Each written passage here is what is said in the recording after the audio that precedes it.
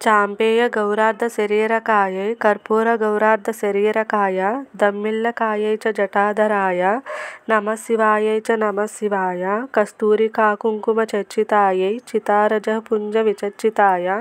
కృతస్మరాయై వికృతస్మరాయ నమఃశివాయై చ నమఃశివాయ జనత్క్వనత్కంకణ నూపురాయై పాదాబ్జరాజధ్వని నూపురాయ హేమాంగదాయై భుజగాంగదాయ నమఃశివాయై చ నమఃశివాయ విశాల నీలోత్పలలోచనాయై వికాసిపంకేరుహలోచనాయ సమేక్షణాయై విషమేక్షణాయ నమఃశివాయై చ నమఃశివాయ మందారమాల కలితాలకాయై కపాలమాలాంకిత కందరాయ దివ్యాంబరాయై చ దిగంబరాయ నమఃశివాయై చ నమఃశివాయ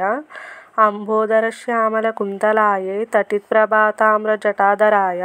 నిరీశ్వరాయై నిఖిలేశ్వరాయ నమఃశివాయై చ నమఃశివాయ ప్రపంచసృష్ట్యున్ముఖలాస్యకాయై సమస్త సంహారక తాండవాయ జగజ్జనన్యై జగదేకపిత్రే నమఃశివాయై చ నమఃశివాయ ప్రదీప్తరత్నోజ్వల కుండలాయై స్ఫురన్మహాపన్నగభూషణాయ శివాన్వితాయై చ శివాన్వితాయ నమఃశివాయై చ నమఃశివాయ ఏ తత్పఠేదష్టకమిష్టదం యో భక్త్యా సమాన్యో భువి దీర్ఘజీవి ప్రాప్నోతి సౌభాగ్యమనంతకాలం భూయాత్ సదా చాస్య సమస్తసిద్ధిః.